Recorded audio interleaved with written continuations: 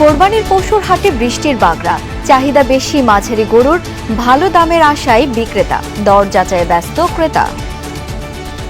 এখন তো রিজনেবল আছে, মানে বেশিও না কমও না। 26টা গরু নিয়ে আইছিলাম আমরা, সবই বেঁচে ফেলছি, আর 3টে গরু আমাদের আছে।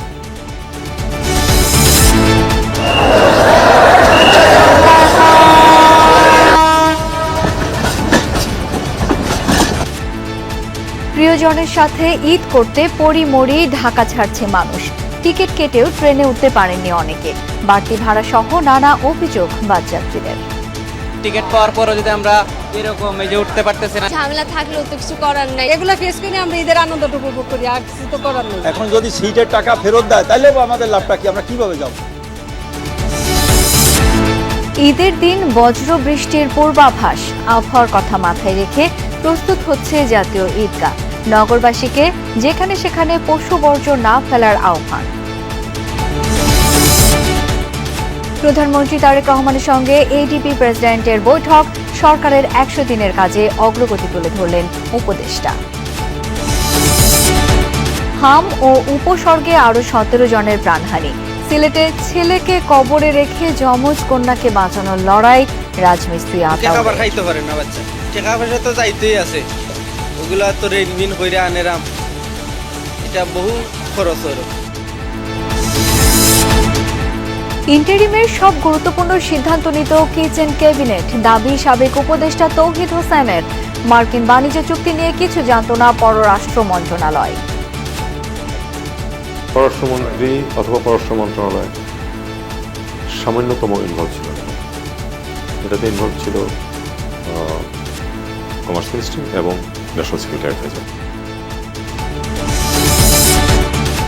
لبيك اللهم لبيك لبيك لا شريك لك لبيك। হজের মূল আনুষ্ঠানিকতা শুরু, দিনভর মিনায় ইবাদত বন্দেগীতে মশগুল থাকবেন মুসল্লিরা। কাল আরাফাত ময়দানে খুতবা।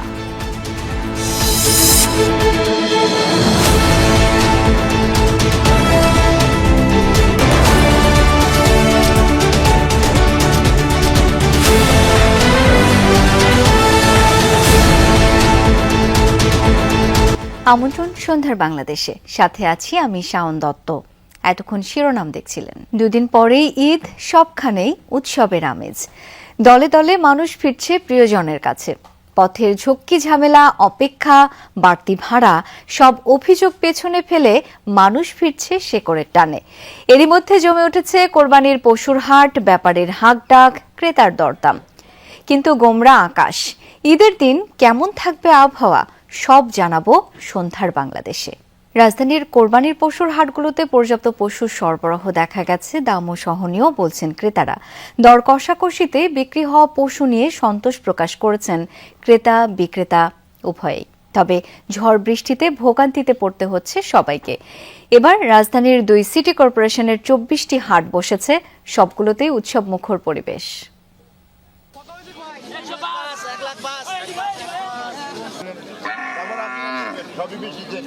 গাবতলীর হাটে গরু কিনে সন্তোষ প্রকাশ করছেন ক্রেতারা। অযথা উচ্চ মূল্যে হাকডাকের দেখা মেলেনি। রাজধানীর অধিকাংশ হাটেই এমন চিত্র। মানে এখন তো রিজনেবল আছে, মানে বেশিও না কমও না। গত বছর আমি এখান থেকে যে গরু কিনছিলাম আপনার 1 লাখ, খেয়াল নেই আমার সঠিক কত হইল, 1.5 লাখ না 55,000 ছিল, সেই গরুই এখন 70,000। কষ্টের লালন পালনে পশু বিক্রি করে যে মূল্য পাচ্ছেন বিক্রেতারা, তাকে ন্যায্য মূল্য জানিয়ে খুশি তারাও। বলছেন খামারিদের আনা গরুর সংখ্যা বেশি হওয়ায় নানা দামে কোরবানির পশু বিক্রির সুযোগ মিলছে। দুইটাই বিক্রি করে আমি সন্তুষ্ট, আলহামদুলিল্লাহ। 26টা গরু নিয়ে আইছিলাম আমরা, সবই বেঁচে ফেলছি, আর 3টে গরু আমাদের আছে। আমি আল্লাহর রহমতে 10টা বেড়েছি। সোমবার সকাল থেকে বিক্রেতাদের হাক ডাকে জমে ওঠা পশুর হাটে কেউ পরিবার নিয়ে এসেছেন কোরবানির পশু কিনতে, আবার কেউ এসেছেন শুধু বাজার ঘুরে দেখতে। এক্সপেরিয়েন্সটা আর কি বিল্ড আপ হইলো, দ্যাটস দ্য ফার্স্ট থিং। তারা বলছেন কয়েক দফা দরদামের পরই মিলছে পছন্দের গরু। তবে বেশ কিছু হাটে ব্যাপারীরা পশু বিক্রিতে ছাড়ছেন না দাম, এতে অন্য হাটে ঢু মারছেন ক্রেতারা। গাবতলীতে পশুর হাট পরিদর্শন করেছেন ঢাকা উত্তর সিটির প্রশাসক ও ডিএমপি কমিশনার। দুজনেই বলছেন যে কোনো অন্যায় হলে ব্যবস্থা নেওয়া হবে সাথে সাথে। ব্যবস্থাপনা এবং ঢাকা উত্তর সিটি কর্পোরেশনের যে শর্তগুলো আছে সেটাকে তারা ফলো করছে কিনা সেটার জন্য আমরা মনিটরিং করার জন্য এই ভিজিটগুলোকে আমরা অব্যাহত রাখবো। নিয়মিত টহলের পাশাপাশি অতিরিক্ত মোবাইল টিম, ফুড পেট্রোল এবং চেকপোস্ট ব্যবস্থা কার্যকর থাকবে। পশুর হাট কেন্দ্রিক পর্যাপ্ত সিসি ক্যামেরা স্থাপন করে সার্বিক আইন শৃঙ্খলা পরিস্থিতি মনিটরিংয়ের ব্যবস্থা রাখা হয়েছে। এদিকে দুপুরের দিকে মুষলধারে বৃষ্টির কারণে বিপাকে পড়েন ক্রেতা বিক্রেতা। এতে কমেছে ভ্যাপসা গরমের বিপত্তি। আগামী দুদিন আকাশ পরিষ্কার থাকলে পশু বেচাকেনায় ভাটা পড়বে না বলে মনে করছেন সংশ্লিষ্টরা। আল আমিনা কহন, যমুনা নিউজ, ঢাকা। দর্শক, পশুর হাটের খবরাখবর জেনে নেব সহকর্মীদের কাছ থেকে। শুরুতেই রাজধানীর খিলগাঁও এলাকায় রয়েছেন হাসিবুল করিম বিজয়, যাব তার কাছে। বিজয়, আজকে তো ভারী বৃষ্টি হয়েছে, পশুর দাম নিয়ে ক্রেতা বিক্রেতারা কি বলছেন?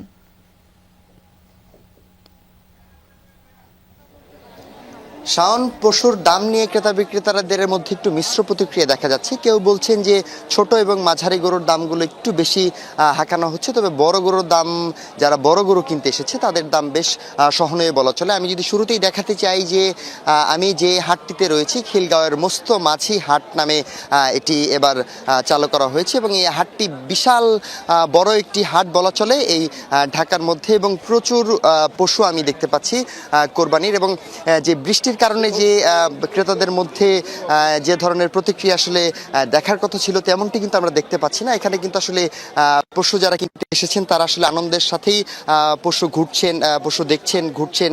এবং এই কোরবানি ঈদের কিন্তু পশুর কেনার মধ্যেই আসলে মূলত মূল আনন্দটা আসলে লুকিয়ে থাকে এবং তারা কিন্তু আসলে সেটাই দেখছেন। এখানে আমরা বেশ কিছু মানুষ দেখতে পাচ্ছি যারা আসলে ক্রেতা দেখতে পাচ্ছি যারা আসলে এই হাটে পশু কিনতে এসেছেন। আমি যদি কিছু ক্রেতাদের সাথে কথা বলতে চাই, যে তার সাথে যদি একটু কথা বলতে চাই, ভাই আপনি কি কোরবানির পশু কিনতে এসেছেন? জি জি। কেমন দেখছেন? দামটা খুব কাছাকাছি আছে, মোটামুটি সাধ্যের মধ্যে, বাট একটু মনে হয় বেশি চাচ্ছে এরা। বাট আমাদের মনে হয় যতটুকু দরকার আমাদের প্রাইজের মধ্যে এমন হচ্ছে না নাকি।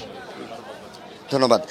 শাওন, শুনছিলেন এখানে কিন্তু যারা আসলে ক্রেতারা যারা রয়েছেন তারা কিন্তু অনেকেই সাধ্যের মধ্যেই গরু পাচ্ছেন, অনেকেই আবার একটু দাম বলছেন যে বেশি পাচ্ছেন। তো সবকিছু মিলে যা দেখতে পাচ্ছি যে পশুর বেচে কেনা কিন্তু জমে উঠেছে বলা চলে। অনেক ধন্যবাদ বিজয় আপনাকে। প্রিয়জনের সঙ্গে ঈদ করতে পরিমরি ঢাকা ছাড়ছে মানুষ। নৌপথে ঈদযাত্রার খবর জানবো রাজধানীর সদরঘাট লঞ্চ টার্মিনাল থেকে। এই মুহূর্তে যুক্ত হচ্ছেন সহকর্মী সুমাইয়া ঐশী। বর্ষার মৌসুম, তার উপর আজকে আবার আকাশও গোমরা। সময় মতো লঞ্চ ছাড়ছে কিনা এবং যাত্রীর সীমা বজায় রাখা সম্ভব হচ্ছে কিনা কি দেখছেন সেখানে জানাবেন বিস্তারিত।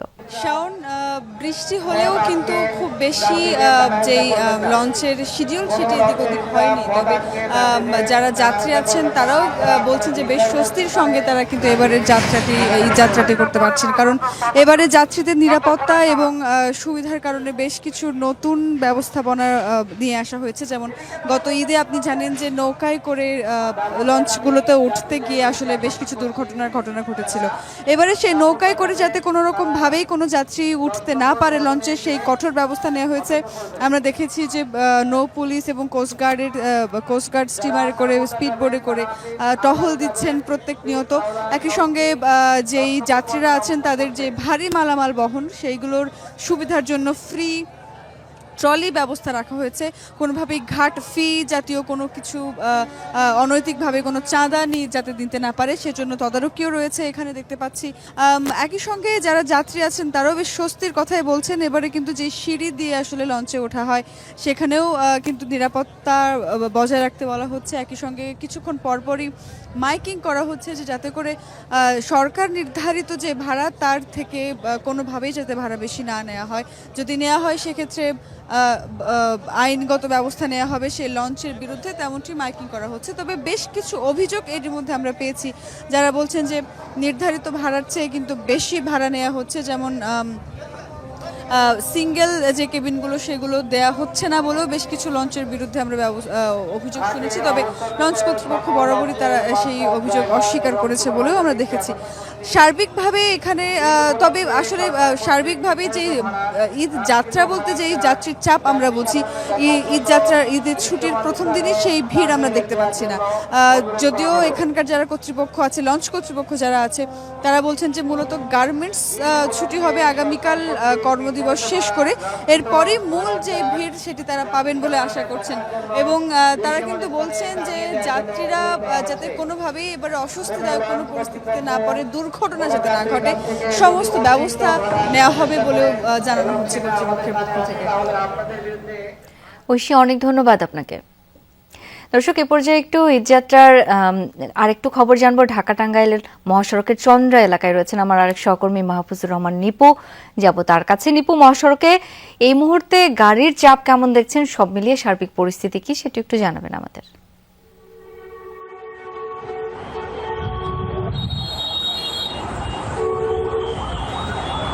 শাওন, এই মুহূর্তে কিন্তু আমার কাছে স্বস্তির কোনো খবর নেই। যারা উত্তরবঙ্গে যাবেন তাদের কিন্তু দীর্ঘ পথ যানজট ঠেলেই কিন্তু প্রবেশ করতে হবে। এখন চন্দ্রার যে অবস্থা, চন্দ্রার যে পয়েন্টটি রয়েছে এখানে কিন্তু আমরা দেখতে পাচ্ছি দীর্ঘ যানবাহনের সারি রয়েছে। একেবারে যারা আব্দুল্লাহ, যারা গাবতলী হয়ে নবীনগর চন্দ্রা মহাসড়কে প্রবেশ করবেন তাদের জন্য কিন্তু ভোগান্তিটা একটু বেশি। অর্থাৎ আপনার নবীনগর থেকে শুরু করে একেবারে চন্দ্রা পর্যন্ত বিভিন্ন পয়েন্টে প্রায় 10 কিলোমিটার জুড়ে কিন্তু যানজট সৃষ্টি হয়েছে, যানবাহনের দীর্ঘ সারি রয়েছে। এছাড়া যারা গাজীপুর হয়ে প্রবেশ করবে উত্তরবঙ্গের দিকে, সেখানেও কিন্তু বেশ যানজট পোহাতে হবে। প্রায় 5 কিলোমিটার জুড়ে কিন্তু যানবাহনের দীর্ঘ সারি রয়েছে। তো সবকিছু মিলিয়ে এখন পর্যন্ত যে যাত্রা সেটি কিন্তু স্বস্তির খবর নেই। তবে আইনশৃঙ্খলা রক্ষাকারী বাহিনী চেষ্টা করছে স্বাভাবিক রাখতে। তাদের অতিরিক্ত সদস্যদের দেখেছি তারা সড়কে রয়েছেন, শৃঙ্খলা ফেরাতে চেষ্টা চালিয়ে যাচ্ছেন। তবে প্রতিটা ঈদ এলেই কিন্তু তাদের পরিশ্রম থাকে, কিন্তু যে ভাবে চাপ বাড়ে সড়কে সেটি আসলে অনেকটা অসহায় বোধ করতে হয় তাদের। তবে তারা চেষ্টা করে যাচ্ছেন। আরেকটি বিষয় জানিয়ে রাখি, প্রতি বছরের মতো এই বছরও কিন্তু তাদের যে একটা বাড়তি ভাড়া নেওয়ার অভিযোগ সেটি কিন্তু রয়েছে। যাত্রীরা বলছেন যে ঈদের বোনাস হিসেবে যে তারা কিন্তু বাড়তি ভাড়া চাচ্ছে পরিবহন শ্রমিকরা। এই বিষয়টি কিন্তু প্রতি বছরেই এই এমন অভিযোগ শোনা যায়, এবারও কিন্তু এর ব্যতিক্রম নয়। তবে আকাশের পরিস্থিতি কিন্তু কিছুক্ষণ মধ্যে আকাশের পরিস্থিতি তেমন ভালো নয়, যে কোনো সময় বৃষ্টি হতে পারে। যদি বৃষ্টি হয় সেক্ষেত্রে কিন্তু ভোগান্তি আরো কয়েকদিন বেড়ে যাবে, এমনটি কিন্তু মনে হচ্ছে। নিপু, অনেক ধন্যবাদ আপনাকে। প্রিয়জনের সঙ্গে ঈদ করতে পরিমরি ঢাকা ছাড়ছে মানুষ। কমলাপুর স্টেশনে ছিল যাত্রীদের ভিড়। ট্রেনের শিডিউল বিপর্যয়ের পাশাপাশি অত্যধিক ভিড়ে অনেকে টিকিট কেটেও উঠতে পারেননি ট্রেনে। আর বাসে যাত্রীদের কাছ থেকে বাড়তি ভাড়া নেওয়া, ভুয়া টিকিট সরবরাহ, টিকিট দিয়েও নির্ধারিত সময়ে বাস না আসার অভিযোগ উঠেছে সায়েদাবাদ এলাকার একাধিক বাস কাউন্টারের বিরুদ্ধে। এ নিয়ে একাধিক কাউন্টারকে জরিমানাও করেছেন ম্যাজিস্ট্রেট। কমলাপুর রেলওয়ে স্টেশনে সকাল থেকে ছিল যাত্রীদের উপচে পড়া ভিড়। বেশ কিছু ট্রেনে ঘণ্টাব্যাপী যাত্রা বিলম্ব হওয়ায় অস্বস্তিও ছিল যাত্রীদের মাঝে। টিকিট কেটেও ভিড় ঠেলে ট্রেনে ওঠার লড়াইয়ে ব্যর্থ হয়েছেন অনেকেই। আবার দৌড়ঝাঁপ করে উঠতে পারলেও ভিতরে তিল ফেলার ঠাঁই নেই। ছাদে উঠতে গিয়ে আহত হয়েছেন কেউ কেউ। একদম খুব স্মুথলি টিকিট কাটতে পারছে তা কিন্তু নয়, কিন্তু আপনি এখনো যদি ব্ল্যাকারদের সাথে যোগাযোগ করেন তখনও আপনি আপনার যতগুলো টিকিট প্রয়োজন আপনি ততগুলোই পাবেন। যদি টিকিট পাওয়ার পরও যদি আমরা এরকম এই যে উঠতে পারতেছি না, এগুলো ফেস করে আমরা ঈদের আনন্দটুকু উপভোগ করি, আর কিছু তো করার নেই। ঝামেলা থাকলেও তো কিছু করার নাই। কমলাপুর স্টেশন ম্যানেজার জানান, যাত্রাপথে ভোগান্তি কমাতে সর্বোচ্চ চেষ্টা করছেন তারা। সোমবার কমলাপুর থেকে সর্বমোট ৬৭টি ঈদযাত্রার ট্রেন ছেড়ে যাবে। কোনো যাত্রী কিন্তু সাথে ভ্রমণ করার কোনো দিচ্ছি না, আমরা স্পেস দিচ্ছি না। কোনো বিনা টিকিটের যাত্রীও কিন্তু কমলাপুর স্টেশনে ঢুকতে পারছেন না। আপনারা নিজেরাও দেখছেন সকাল থেকে আমরা 3 স্তরের নিরাপত্তা ব্যবস্থা আছে। ভোগান্তি ছিল বাস যাত্রীদেরও। সায়েদাবাদে ঘন্টার পর ঘন্টা অপেক্ষা করেছেন অনেকে। কাউন্টার কর্তৃপক্ষের সঙ্গে শুরু হয় যাত্রী ম্যাজিস্ট্রেটদের বাকবিতণ্ডয়। বাস সংশ্লিষ্টদের দাবি, একাধিক গাড়ি বিকল হওয়ায় এমন পরিস্থিতি তৈরি হয়েছে। তবে যাত্রীরা সে অজুহাত মানতে নারাজ। যে গাড়িটা আমাদের আছে এটা আছে ভাঙ্গা, আর যেটা 11টার গাড়ি এটা অলরেডি মানে চাকা বাস্ট হয়ে গেছে। ওদের কোনো কাউন্টার গাড়ি নাই, ওরা অনলাইনে টিকিট কেটে এটারে কি করে, ওরা গাড়ি ঠিক করে। এখন যদি সিটের টাকা ফেরত দেয় তাহলে আমাদের লাভটা কি, আমরা কিভাবে যাব? আপনারা 2000 টাকা আমি জরিমানা করলাম। সায়েদাবাদ বাস টার্মিনালের একাধিক কাউন্টারের বিরুদ্ধে উঠেছে বাড়তি ভাড়া নেওয়ার অভিযোগ। সেই সাথে যাত্রীদের ভুয়া টিকিট দেওয়ার অনিয়মও ধরা পড়ে ম্যাজিস্ট্রেটের অভিযানে। জরিমানা করা হয় সেন্ট মার্টিন সার্বিক পরিবহন সহ একাধিক পরিবহনকে। আমাদের কাছ থেকে 600 টাকা নিয়েছে, ওনাদের কাছ থেকে 500 টাকা নিয়েছে। পরে বলে এখানে আসলে অ্যাকচুয়ালি ভাড়া হচ্ছে 300 টাকা করে, 200 টাকা করে বেশি নিছে। আমি একটা স্টুডেন্ট, এখন আমার পক্ষে তো 200 টাকা বেয়ার করা সম্ভব না। কিছু কিছু যাত্রী অভিযোগ করছে যে তাদের কাছ থেকে নির্ধারিত মূল্যের চেয়ে বেশি দামে টিকিট বিক্রি করা হচ্ছে। কিছু সত্যতাও কিছু পাওয়া গেছে, আবার কিছু ভুল বোঝাবুঝিও আছে। পরে টার্মিনাল পরিদর্শনে গিয়ে বাড়তি ভাড়া নিলে কঠোর ব্যবস্থা নেওয়ার হুঁশিয়ারি দেন ডিএনসিসি প্রশাসক। কোথাও যদি বাড়তি ভাড়া নিয়ে থাকে অবশ্যই তাকে আইনের আওতায় আনা হবে। এত ঝক্কি ঝামেলা সত্ত্বেও ঈদে বাড়ি ফিরছেন, এই খুশি ছিল সবার চোখে মুখে। রাব্বি হোসেন, যমুনা নিউজ, ঢাকা। ঈদের প্রধান জামাত সকাল 7:30টায় জাতীয় ঈদগাহ ময়দানে অনুষ্ঠিত হবে, যেখানে অংশ নেবেন রাষ্ট্রপতি ও প্রধানমন্ত্রী সহ বিভিন্ন শ্রেণী পেশার মানুষ। তবে আবহাওয়া প্রতিকূল থাকলে সকাল 8টায় বায়তুল মোকাররম জাতীয় মসজিদে অনুষ্ঠিত হবে প্রধান জামাত। এবার কোরবানির বর্জ্য 8 ঘণ্টার মধ্যে অপসারণের প্রস্তুতি নিয়েছে ঢাকা দক্ষিণ সিটি কর্পোরেশন। এদিকে ঈদের দিন বজ্রপাত ও ভারী বৃষ্টির আভাস দিয়েছে আবহাওয়া অফিস। ঈদুল আজহা উপলক্ষে প্রস্তুত করা হচ্ছে জাতীয় ঈদগাহ ময়দান। প্রতিকূল আবহাওয়া, নিরাপত্তা সব বিবেচনায় রেখে চলছে শেষ মুহূর্তের প্রস্তুতি। ঈদের প্রধান জামাত অনুষ্ঠিত হবে সকাল 7:30টায়। তবে প্রতিকূল আবহাওয়া হলে প্রধান জামাত সকাল 8টায় অনুষ্ঠিত হবে বায়তুল মোকাররম জাতীয় মসজিদে। সকালে জাতীয় ঈদগাহ ময়দান পরিদর্শন শেষে ঢাকা দক্ষিণ সিটি কর্পোরেশনের প্রশাসক জানান, একসঙ্গে প্রায় 35,000 মুসল্লি নামাজ আদায় করতে পারবেন। গণপ্রজাতন্ত্রী বাংলাদেশ সরকারের মাননীয় প্রধানমন্ত্রী জনাব তারেক রহমান, মহামান্য রাষ্ট্রপতি, মন্ত্রী পরিষদের সদস্যবর্গ সহ বিদেশি কূটনীতিকগণ জাতীয় ঈদগাহে ঈদের প্রধান জামাতে অংশগ্রহণ করবেন। নিশ্চিত নিরাপত্তা নিশ্চিত করার জন্য আইন শৃঙ্খলা বাহিনী পর্যাপ্ত প্রস্তুতি গ্রহণ ও প্রয়োজনীয় সমন্বয় করছে। নগরবাসীকে কোরবানির পশুর বর্জ্য ড্রেনে না ফেলে নির্দিষ্ট স্থানে ফেলার আহ্বান জানিয়েছেন ডিএসসিসির প্রশাসক। 8 ঘন্টার মধ্যে অর্থাৎ রাত 9:30 মধ্যে ঈদের প্রথম দিনের বর্জ্য অপসারণ করা হবে ইনশাআল্লাহ। সিটি কর্পোরেশন কর্তৃক কোরবানির স্থান নির্ধারণ করা হয়েছে।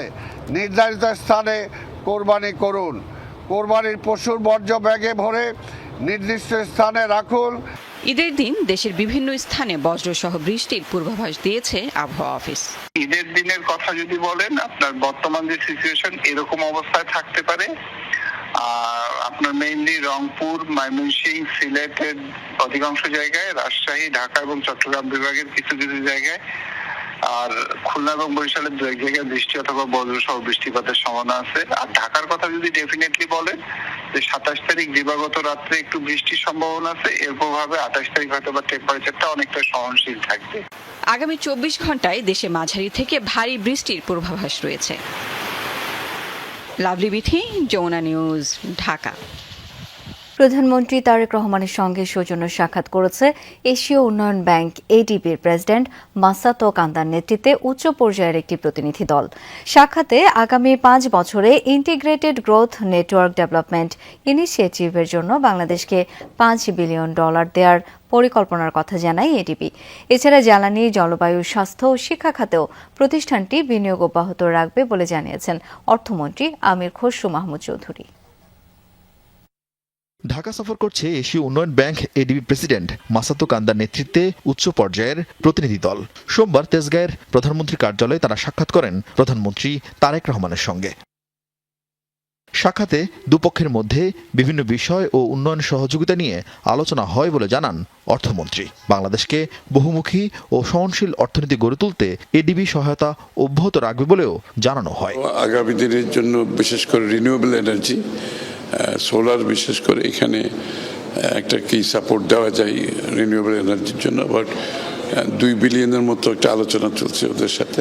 স্বাস্থ্য, শিক্ষা, এনার্জি, তারপরে রেজিলিয়েন্স, ক্লাইমেট রেজিলিয়েন্স ফান্ড, এগুলো সার্বিকভাবে আলোচনা হয়েছে। এছাড়া বিনিয়োগ সম্প্রসারণ, কর্মসংস্থান সৃষ্টি, যোগাযোগ ব্যবস্থার উন্নয়ন ও ভারসাম্যপূর্ণ আঞ্চলিক প্রবৃদ্ধি নিশ্চিত করতে বছরে প্রায় $100 কোটি দেওয়ার প্রতিশ্রুতি দেয় এডিবি। নর্থ বেঙ্গল থেকে শুরু করে চট্টগ্রাম পর্যন্ত একটা ইন্টিগ্রেটেড ডেভেলপমেন্ট প্রজেক্ট। এখানে অনেকগুলো গ্রোথ সেন্টার থাকবে, এখানে অনেকে ইনভলভ থাকবে, এখানে মাল্টি মডেল কমিউনিকেশন সিস্টেম থাকবে, এখানে ইন্ডাস্ট্রিয়ালাইজেশন থাকবে, ডিজিটাল ডেভেলপমেন্ট থাকবে। তো এই প্রজেক্টটা হচ্ছে আগামী 5 বছর, ওখানে $5 বিলিয়ন। 2026 সালের বার্ষিক কর্মসূচির অংশ হিসেবে প্রায় $140 কোটি ঋণ চুক্তিও সই করেছে এডিবি। আরেফিন শাকিল, যমুনা নিউজ, ঢাকা। মন্ত্রিপরিষদে নেয়া গুরুত্বপূর্ণ সিদ্ধান্তের 62% বাস্তবায়ন হয়েছে। এছাড়াও পাচার হওয়া টাকা ফেরাতে 3টি দেশের সাথে চুক্তি করেছে সরকার। প্রধানমন্ত্রী কার্যালয়ের মুখপাত্র মাহাদি আমিন সরকারের 100 দিন উপলক্ষে আয়োজিত সংবাদ সম্মেলনে এই তথ্য জানান। বলেন, আইন শৃঙ্খলা পরিস্থিতি সন্তোষজনক পর্যায়ে নিতে প্রয়োজন বাহিনীগুলোতে ব্যাপক সংস্কার। আপনাদেরকে শুভেচ্ছা জানাচ্ছি। বুধবার দায়িত্ব নেয়ার 100 দিন পার করবে বিপুল জনরায় ক্ষমতায় আসা বিএনপি সরকার। সেই উপলক্ষে প্রধানমন্ত্রীর কার্যালয়ে এই সংবাদ সম্মেলন। ঈদুল আজহার অগ্রিম শুভেচ্ছা জানাই। এতে প্রধানমন্ত্রী উপদেষ্টা ডক্টর মাহাদি আমিন বলেন, সরকার গৃহীত সামাজিক কর্মসূচির কারণে মানুষের জীবনমানে পরিবর্তন আসতে শুরু করেছে। মানবাধিকার এবং আইনের অনুশাসন প্রতিষ্ঠায় গত 100 দিনের উদার ও সহিষ্ণুতার যে নতুন মানদণ্ড সৃষ্টি হয়েছে সেখানেই বারবার প্রমাণিত। 17 ফেব্রুয়ারি থেকে 24 মে পর্যন্ত মোট 10টি ক্যাবিনেট সভা সম্পন্ন হয়েছে। এসব সভায় সর্বসম্মতিক্রমে 60টি গুরুত্বপূর্ণ সিদ্ধান্ত গৃহীত হয়েছে। এর মধ্যে 37টি সিদ্ধান্ত অর্থাৎ প্রায় 62% ইতিমধ্যে বাস্তবায়িত হয়েছে। মত প্রকাশের দোহাই দিয়ে প্রধানমন্ত্রী সহ সরকারের গুরুত্বপূর্ণ মন্ত্রীদের নিয়ে সমালোচনার নামে একটি মহল অপরাজনীতি করছে বলেও অভিযোগ করা হয়। প্রধানমন্ত্রীকে যে উনি প্রধানমন্ত্রী বলে সম্বোধন করবে সেটাও তুচ্ছ তাচ্ছিল্য করে বলছে। ব্যক্তি আক্রমণ করা এগুলো স্বাধীনতা নয়, এগুলো হলো অপরাধ। এই নজিরবিহীন স্বাধীনতার সুযোগ নিয়ে একটি গোষ্ঠী উদ্দেশ্য প্রণোদিতভাবে নৈরাজ্য সৃষ্টির অপচেষ্টা চালাচ্ছে। গত 3 মাসে গুম খুন ও বিরোধী মত দমনের মতো কোনো ঘটনা না ঘটা সরকারের গণতান্ত্রিক চরিত্রের বহিঃপ্রকাশ বলেও মনে করেন প্রধানমন্ত্রী এই উপদেষ্টা। দেখুন, আমরা এমন একটা রাষ্ট্র কাঠামো পেয়েছি যেখানে অনেক সংস্কারের প্রয়োজন। কোথাও যদি কোনো অঘটন ঘটে, আইন শৃঙ্খলা পরিপন্থী কাজ হয়, তারপর কিন্তু মাত্র কয়েক ঘন্টার ভেতর প্রতিটি ক্ষেত্রে আমরা অপরাধীকে গ্রেফতার করতে সক্ষম হয়েছি। দ্বিপাক্ষিক সম্পর্ক উন্নয়নে সরকার প্রধানের চীন সফর নিয়ে এখনো কোনো সিদ্ধান্ত হয়নি বলেও জানান এই মুখপাত্র। ছুটির দিনও কাজ করেছেন, তারই তো প্রতিফলন। আরেফিন শাকিল, যমুনা নিউজ, ঢাকা। দেশে হাম ও উপসর্গে মৃত্যুর মিছিল থামছেই না। ক্রমেই ভয়াবহ রূপ নিচ্ছে পরিস্থিতি। 24 ঘন্টায় প্রাণ গেছে আরও 17 জনের। এর মধ্যে ঢাকাতেই মারা গেছেন 7 জন। এছাড়া সিলেট বিভাগে 3, রাজশাহী বিভাগে 2, চট্টগ্রাম বিভাগে 2, বরিশাল বিভাগে 2, ময়মনসিংহে মৃত্যু হয়েছে 1 জনের। প্রাদুর্ভাব শুরুর পর এই নিয়ে মোট মৃত্যুর সংখ্যা দাঁড়ালো 545 জনে। 24 ঘন্টায় দেশের বিভিন্ন হাসপাতালে নতুন রোগী ভর্তি হয়েছেন 1224 জন। এর মধ্যে সিলেটে নতুন করে হাসপাতালে ভর্তি হয়েছেন 58 জন। বর্তমানে জেলার বিভিন্ন হাসপাতালে ভর্তি রোগীর সংখ্যা 270। ময়মনসিংহ মেডিকেলে 14 জন ভর্তি হয়েছেন। বর্তমানে হাসপাতালটিতে ভর্তি আছেন 77 জন রোগী। অন্যান্য বিভাগের বিভিন্ন হাসপাতালেও ভিড় রয়েছে রোগীদের। এই পরিস্থিতিতে হামের চিকিৎসায় দায়িত্বরত চিকিৎসক, নার্স ও জরুরি স্বাস্থ্যকর্মীদের ঈদের ছুটি বাতিল করা হয়েছে। জন্মেছিল একই দিনে একই সাথে যমজ ভাই বোন হয়ে। কতই আর বয়স তাদের, মাত্র 6 মাস। অথচ হামের উপসর্গ নিয়ে বোনকে রেখে না ফেরার দেশে পাড়ি জমিয়েছে ছোট্ট আদিল। আর আইসিইউ বেডে মৃত্যুর সাথে লড়ছে বোন নুসাইফা। এক সন্তানকে হারিয়ে পাগল প্রায় বাবা মা। আদরের নুসাইফাকে বাঁচাতে কখনো ছুটছেন চিকিৎসকের কাছে, কখনো গিয়ে দাঁড়াচ্ছেন আইসিইউর বারান্দায়। এমন হৃদয় বিদারক ঘটনা দেখা মিলেছে সিলেটের শহীদ শামসুদ্দিন আহমেদ মেডিকেলে। 6 মাস আগে বাবা মায়ের ঘর আলো করে একসাথেই জন্ম নেয় আদিল ও নুসাইফা। তবে হামের উপসর্গ নিয়ে এখন চির অন্ধকার ঘরে আদিল আর আইসিইউতে মৃত্যুর সাথে লড়ছে নুসাইফা। সুনামগঞ্জ সদরের বাসিন্দা বাবা আতাউর রহমান পেশায় রাজমিস্ত্রি। ধার দেনা করে মিটিয়েছেন ছেলের আইসিইউর খরচ, তবুও বাঁচানো যায়নি আদিলকে। গত 15 মে মারা যায় সে। সুনামগঞ্জ সদর আমরা আসলাম মেডিকেলে, সর্দি কাশি আছে যে 2 জনেরই। তারপরে প্রায় 16 দিন থাকছি, ওখানে কমছে না। পরে শ্বাসকষ্ট বাড়ি গেছে ছেলের দিলাইছে উসমানিতে এফার করছে। এফার করার পরে আমরা উসমানি 3 দিন রাখছি। 3 দিন এখানে রাখার পরে হয়েছে আপনার বাচ্চা আইসিউর উপযুক্ত আইসিউতে নিয়ে ভর্তি করেন 8 ঘন্টা তোমার ইয়ত রাখিয়া এই রিক্সে রাখিয়া আইসিউ খালি না পাইলে তো আর ঢুকাইতে পারি না। পরে 3 দিন রাখার পরে ছেলেটা মারা গেছে। ছেলেকে কবরে রেখেই মেয়েকে নিয়ে ছুটতে হয়েছে চিকিৎসকের কাছে। তারপর প্রথমে হাসপাতালের সাধারণ ওয়ার্ড, আর এখন নুসাইফা জীবন বাঁচাতে লড়ছে আইসিইউতে। মেয়েটা বেঁচে থাকুক, এটাই তার একমাত্র চাওয়া। বিশুদ্ধবারে বিকেলে আইসি, আইয়া এই ওয়ার্ডের আসছে, আইসিউ খালি হয়েছে, রাত্রে 1টার সময় ঢুকাইছে। অবস্থা খারাপ, কমে তে আবার জায়গাটা বাড়ি যায়। জ্বর নিয়ন্ত্রণে আইছে না, মুখে খাবার খাইতে পারে না বাচ্চা। টাকা পয়সা তো যাইতেই আছে, ওগুলা তো রেনভিন কইরা আনেরাম, এটা বহু খরচ হইল। সিলেটে এ পর্যন্ত হাম ও হামের উপসর্গ নিয়ে মারা গেছে 55 শিশু, যাদের বেশিরভাগের বয়স 1 বছরের কম। নাবিল হোসেন, যমুনা নিউজ, সিলেট। হবিগঞ্জের নবীগঞ্জে 9 বছরের এক শিশুকে সংঘবদ্ধ ধর্ষণের অভিযোগ উঠেছে। বিকেলে ভুক্তভোগী শিশুকে নবীগঞ্জ উপজেলা স্বাস্থ্য কমপ্লেক্সে নেওয়া হয়। পরে চিকিৎসকরা তাকে উন্নত চিকিৎসার জন্য হবিগঞ্জ সদর হাসপাতালে রেফার করে। পুলিশ জানায়, রোববার বিকালে ভুক্তভোগী শিশুটি বাড়ির পাশে একটি দোকানে যাচ্ছিল। এই সময় স্থানীয় আফরোজ মিয়া ও তার সহযোগী শিশুটির মুখে গামছা বেঁধে জোরপূর্বক একটি নির্জন বাসস্থানে নিয়ে যায়। সেখানে শিশুটির উপর চালায় পাশবিক নির্যাতন। স্থানীয়রা বিষয়টি টের পেয়ে তাদের ধাওয়া দিলে অভিযুক্ত 2 জন পালিয়ে যায়। পরে ভুক্তভোগী শিশুকে উদ্ধার করে বাড়িতে নিয়ে যায় স্থানীয়রা। 7 সদস্যের কিচেন ক্যাবিনেট অন্তর্বর্তী সরকারের গুরুত্বপূর্ণ সিদ্ধান্ত নিত বলে দাবি করেছেন সাবেক উপদেষ্টা তৌহিদ হোসেন। নিজ মন্ত্রণালয়ে একাধিক উপদেষ্টার প্রভাব ছিল জানিয়ে 3 বার পদত্যাগের সিদ্ধান্ত নেন, তবে তা গৃহীত হয়নি বলে জানান তিনি। যুক্তরাষ্ট্রের সাথে বহুল আলোচিত বাণিজ্য চুক্তি নিয়েও পররাষ্ট্র মন্ত্রণালয় কিছু জানত না দাবি করেন তৌহিদ হোসেন। মাহফুজ মিশুর রিপোর্টে বিস্তারিত। তৌহিদ হোসেন 5 আগস্টের পট পরিবর্তনের পর ডক্টর ইউনূসের অন্তর্বর্তী সরকারে পররাষ্ট্র উপদেষ্টা হন তিনি। টানা 18 মাস কঠিন সময়ে কূটনীতি সামলানোর কথা থাকলেও তা নিয়ে হতাশা আছে তার। এই ক্ষেত্রে তাদের কোনো এক্সপার্টিসও নাই, তারপরেও তাদের মতামতকে যথেষ্ট গুরুত্ব দিতে হতো, কারণ উচ্চ পর্যায়ে তাদের মতামতকে গুরুত্ব দেওয়া হতো। আমি কুইট করার চিন্তা 3 বার করেছি। তারা রিকোয়েস্ট করছে যে খুব এম্বারাসিং হবে সরকারের জন্য। জুলাই গণঅভ্যুত্থানে ডিপ স্টেট সক্রিয় ছিল কিনা সেই প্রশ্নেরও জবাব দেন তৌহিদ হোসেন।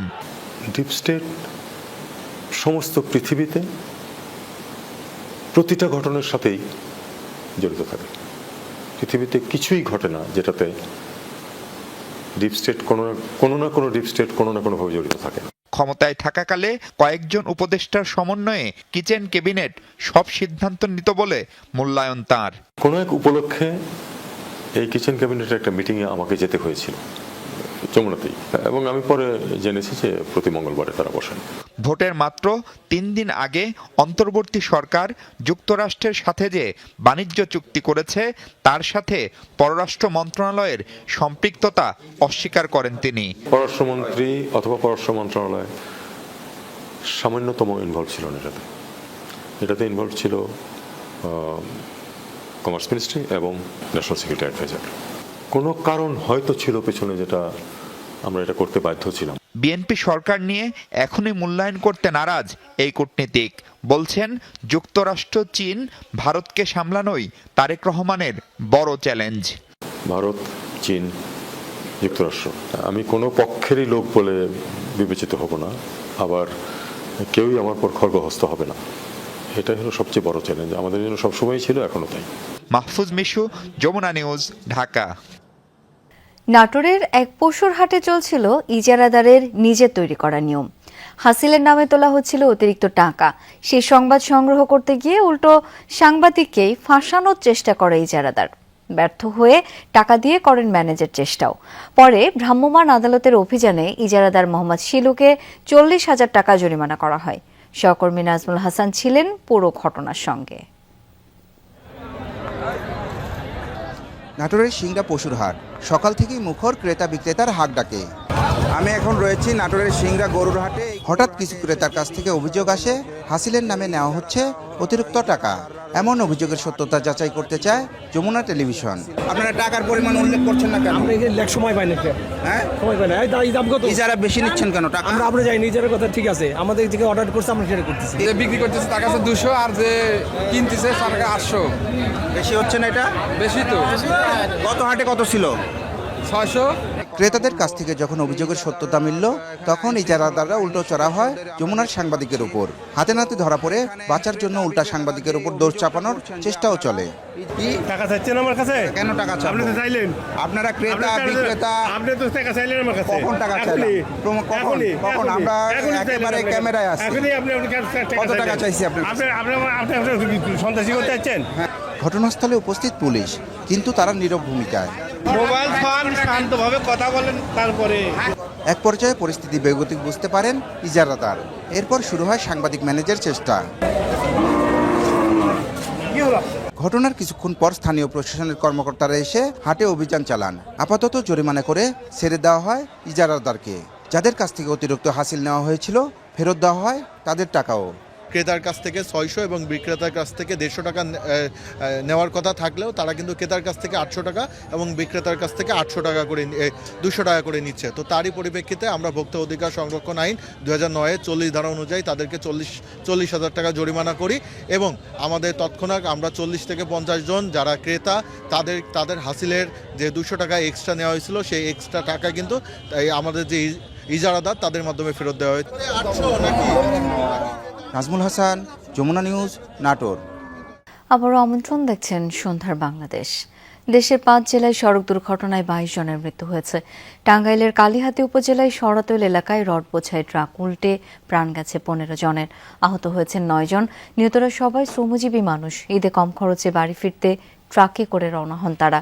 নিহতদের 11 জনের বাড়ি নওগাঁয়। মর্মান্তিক এই ঘটনায় থামছেই না স্বজনদের আহাজারি। বগুড়াতে প্রাণ গেছে বাবা মেয়ের। সকাল 8টার দিকে শাহজাহানপুর উপজেলার বনানী এলাকায় এই দুর্ঘটনা ঘটে। ফায়ার সার্ভিস কর্মকর্তা জানান, রংপুরে কর্মরত আনিসুর রহমান তার স্ত্রী আয়েশা বেগম 2 বছর বয়সী মেয়েকে নিয়ে ঈদের ছুটিতে মোটরসাইকেলে পাবনায় যাচ্ছিলেন। একই জেলায় বিকেলে জেলার কাজীপাড়ায় বাসের চাপায় মা মেয়ের মৃত্যু হয়েছে। এদিকে গোপালগঞ্জ সদরে বাস, মাইক্রোবাস, প্রাইভেট কারের ত্রিমুখী সংঘর্ষে মারা গেছেন 1 জন, আহত হয়েছেন 5 জন। এছাড়া টাঙ্গাইল ঝালকাঠিতে সড়ক দুর্ঘটনায় প্রাণ গেছে আরও 2 জনের। মানিকগঞ্জে ঢাকা আরিচা মহাসড়কের মূলজান এলাকায় বাস ও গ্যাসবাহী লরির মধ্যে সংঘর্ষ হয়েছে। এ সময় বাসটিতে আগুন ধরে যায়। দ্রুত বাসটিতে থাকা যাত্রীরা নেমে পড়ায় হতাহতের ঘটনা ঘটেনি। পরে ফায়ার সার্ভিস খবর পেয়ে আগুন নিয়ন্ত্রণে আনে। এদিকে দুর্ঘটনার কারণে ঢাকা আরিচা মহাসড়কে যানজটের সৃষ্টি হয়। পরে ক্ষতিগ্রস্ত গাড়িগুলো সরিয়ে নিলে স্বাভাবিক হয় চলাচল। শুরু হলো পবিত্র হজ। লাখো মুসলিমের লাব্বাইক ধ্বনিতে মুখরিত তাঁবুর শহর মিনা।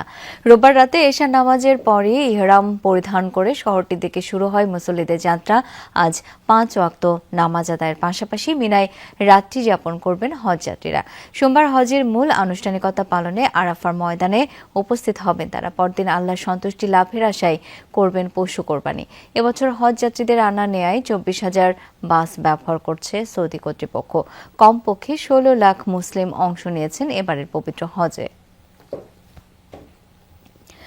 যুক্তরাষ্ট্র ইরান চুক্তি জোরালো সম্ভাবনা তৈরির পর আবারও ঘনিয়েছে অনিশ্চয়তার মেঘ।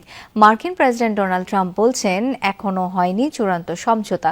বলেন, সিদ্ধান্ত নিতে মার্কিন আলোচকদের তাড়াহুড়ো না করার নির্দেশ দিয়েছেন তিনি। চুক্তি স্বাক্ষর অনুমোদন না হওয়া পর্যন্ত তেহরানের উপর অবরোধ বহাল থাকবে বলেও জানান। এই ইস্যুতে সতর্ক অবস্থানে হোয়াইট হাউস কর্মকর্তারাও। ইরানও নিশ্চিত করেছে চূড়ান্ত সমঝোতা হয়নি এবং কয়েকটি গুরুত্বপূর্ণ ধারা নিয়ে দুপক্ষের মধ্যে মতপার্থক্য রয়ে গেছে। পাকিস্তানের মধ্যস্থতায় পরোক্ষ আলোচনা চললেও ওয়াশিংটনের প্রতি এখনো গভীর সন্দেহ ও অনাস্থা রয়েছে তেহরানের। কাতারে জব্দ থাকা $1,200 কোটি ইরানি সম্পদ অবিলম্বে ছাড়ের দাবি তুলেছেন তেহরানের আলোচকরা। এই ছিল সন্ধ্যার বাংলাদেশের আজকের আয়োজনে। ধন্যবাদ এতক্ষণ আমাদের সাথে থাকার জন্য।